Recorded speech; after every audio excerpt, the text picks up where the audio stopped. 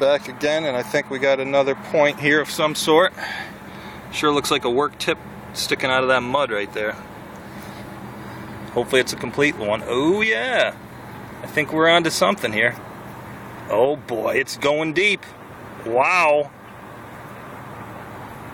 Wow-wee.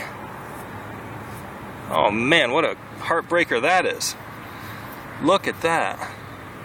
It was a huge point, but look at that. The base of it's broken off.